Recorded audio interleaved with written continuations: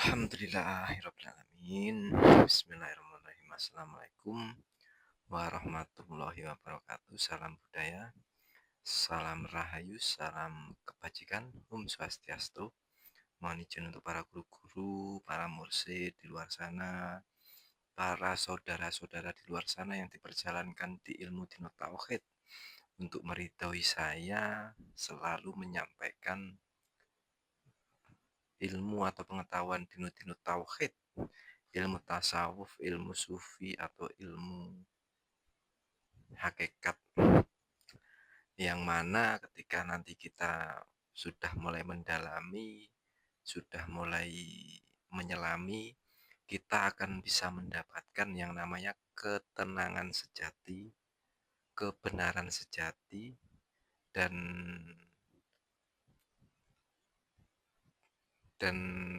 kedamaian yang sempurna. Intinya gitu, Bos. Yang mana kenapa kok seperti itu? Karena nanti ketika kita sudah mendalami yang namanya ilmu dinut tauhid, ilmu dinul haq, kita bisa mencapai puncak yang namanya sukunun nafas. Sukunun nafas itu artinya tenang, damai, dan diam. Yang dimaksud tenang, damai, dan diam itu bukan berarti kita tidak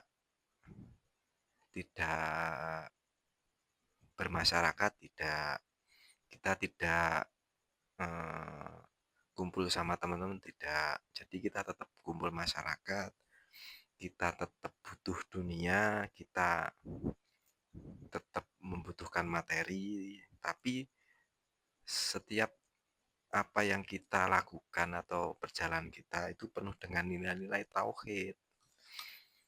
Yang mana kalau kita sudah berjalan dengan dinut tauhid, insya Allah kita langsung bisa menentukan segala sesuatu itu penuh dengan keyakinan yang hak, keyakinan yang sangat yakin, yang sudah ihsan. Jadi jikalau panjenengan atau kita punya masalah sebesar apapun, itu sudah tidak terpengaruh dengan keadaan eksternal atau keadaan di luar kita. Jadi merujuk atau melihat peradaban sekarang atau zaman sekarang, ini kan sudah parah-parahnya. Dari segi ekonomi sudah parah, dari segi sosial sudah parah, dari segi etika sudah parah. Kita sudah tidak ada yang bisa kita andalkan, sudah tidak bisa kita sandarkan kecuali kita sandarkan kepada Allah Subhanahu wa taala.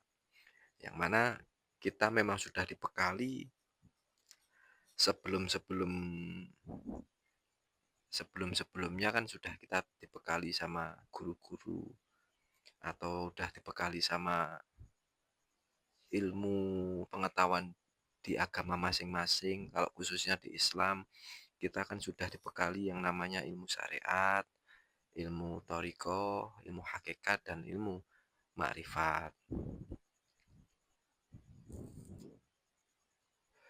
Yang mana jikalau kita tidak mendalami semua itu, ya kita akan ngambang, ya. Kita pasti punya unek-unek dalam kehidupan ini. Yang mana unek-unek itu yang sifatnya sangat menyiksa batin kita. Karena kita tertutup oleh nafsu, tertutup oleh amarah, tertutup oleh keinginan pribadi. Karena sejatinya manusia adalah khalifah. Yang mana khalifah itu adalah pemimpin hati, pemimpin alam semesta. Yang mana yang dimaksud alam semesta ini adalah alam semesta batin, bukan alam semesta yang kita lihat secara dohir di depan kita, bukan.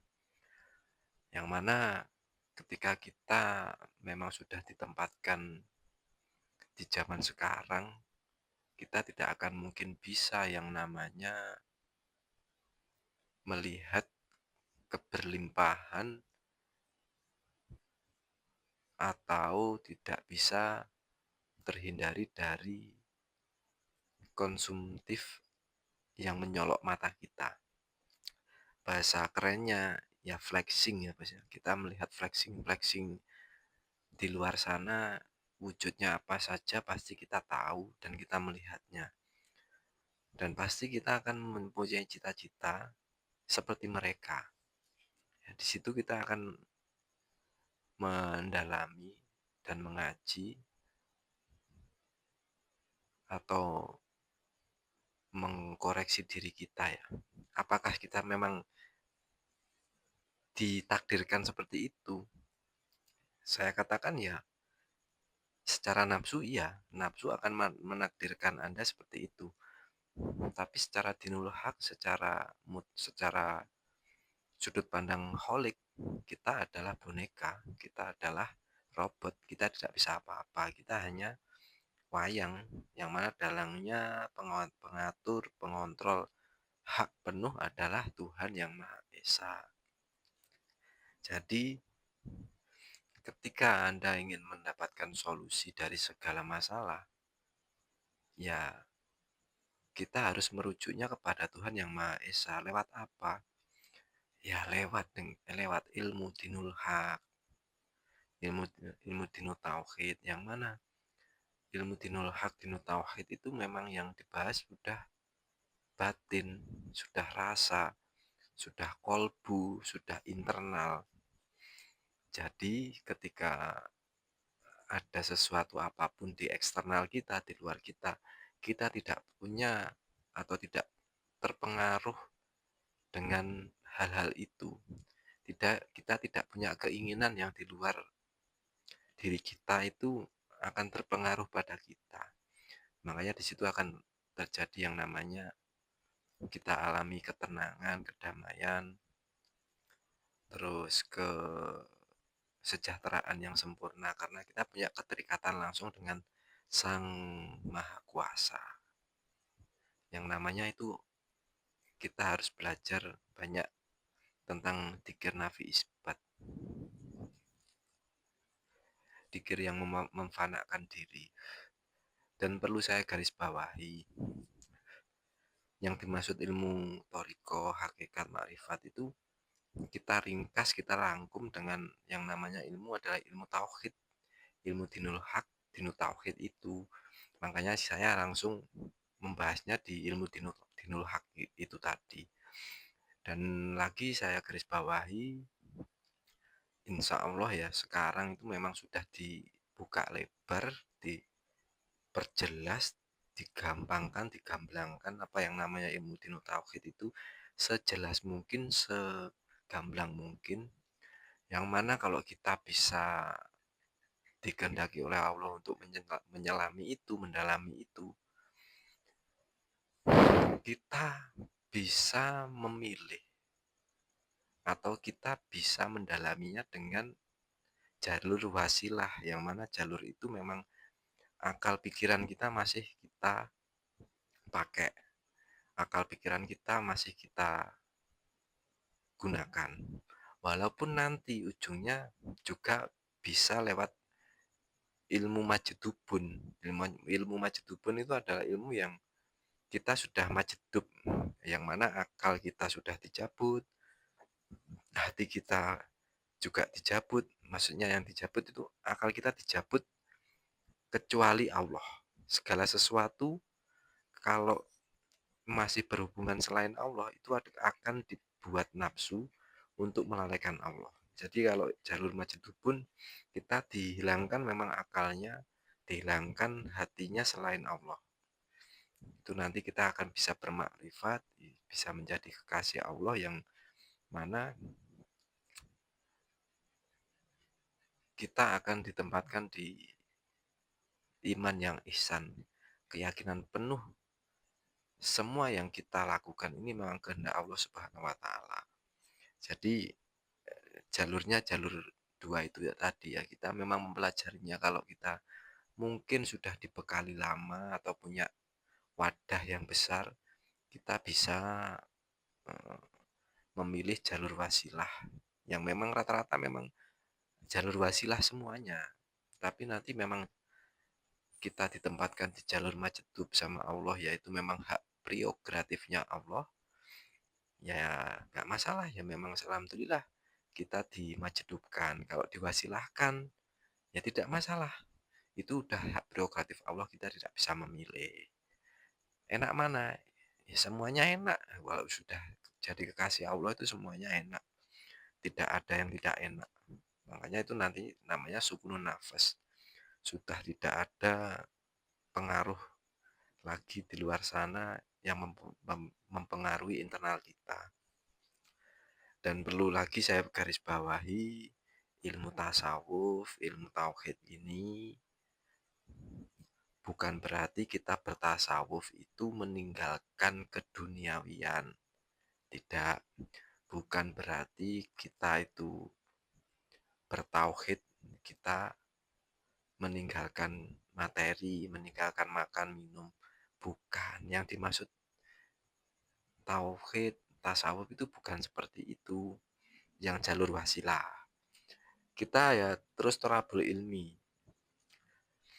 Kita kalau sudah bertauhid dan mantap dengan kemantapan yang sejati, kita akan diperjalankan Allah.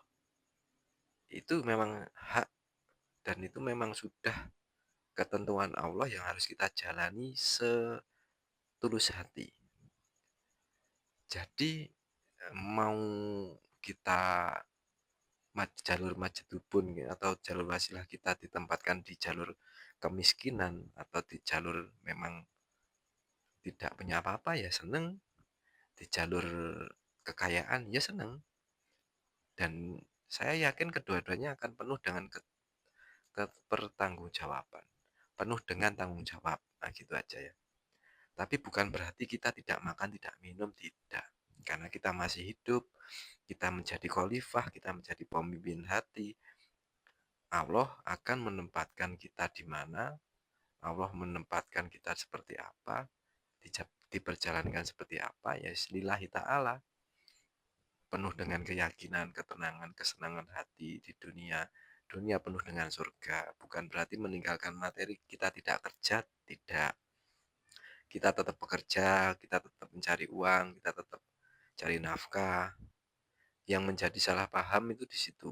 Rata-rata orang-orang, kalau orang udah bertoriko, orang yang udah berhakikat, bertauhid, rata-rata meninggalkan dunia. Sudah gak pengen dunyo. Tidak. Rata-rata ya setelah kita udah bisa mempanakkan diri, sudah bisa tenang, sudah bisa anteng ayem tentrem, itu dunia akan ikut sendiri. Yang dimaksud seperti itu. Tapi tidak menutup kemungkinan rata-rata Allah itu membimbing kita agar selalu ingat sama Allah, ingat sama Sang Pencipta, ingat semesta alam ini dan kehidupan ini di jalur keminusan. Di jalur yang mana kita sebagai manusia itu sudah dihajar habis-habisan. Jadi sudah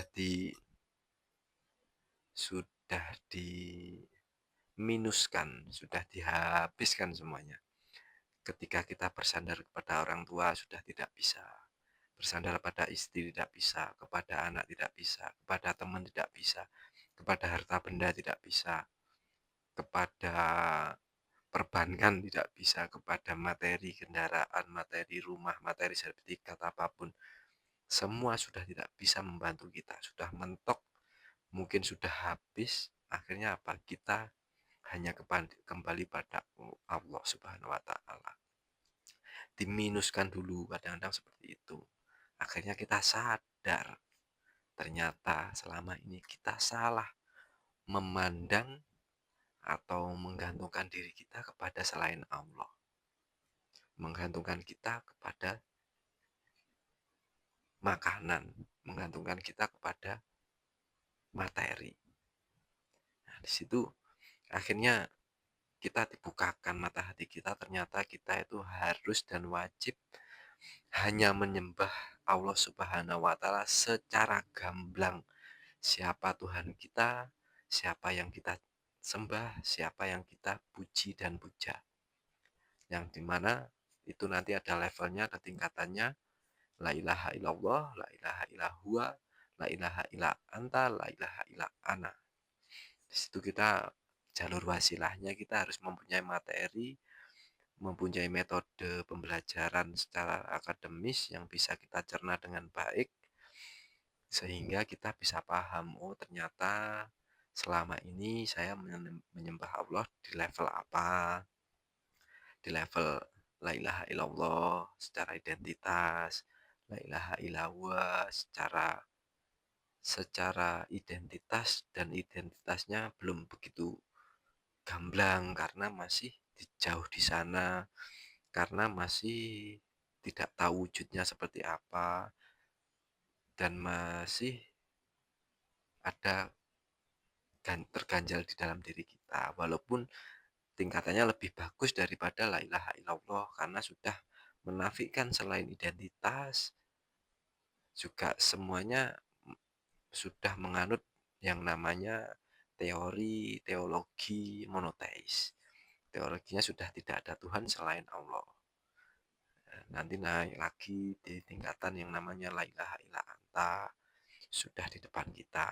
Tauhidnya sudah mulai tertata. Ternyata Tuhan di depan kita, di samping kita, di mana-mana ada. Nanti masuknya di level ana.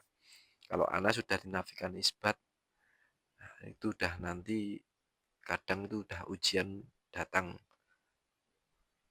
merajalela, sudah bertubi-tubi. Kalau orang yang udah menjalani ujian itu biasanya bukan ujian, namanya bimbingan. Karena sudah mulai terasa. Ternyata ini ya, semua segala sesuatu itu memang harus digantungkan oleh Allah. Harus kita gantungkan semuanya kepada Allah Subhanahu wa Ta'ala, zat semesta alam, zat keahatan, kewahidan, kewahdahan. Yang mana semua itu yang mengaturnya adalah Tuhan yang Maha Kuasa. Bukan kita makhluk, bukan kita yang punya cita-cita yang banyak itu, bukan kita yang punya nafsu yang besar itu, keinginan yang besar, tapi memang keinginan Tuhan yang Maha Esa. Gitu ya, Pak. Terima kasih banyak. Sementara itu dulu biar tidak lama-lama. Terima kasih yang sudah berkenan untuk mampir di channel ini. Wassalamualaikum warahmatullahi wabarakatuh.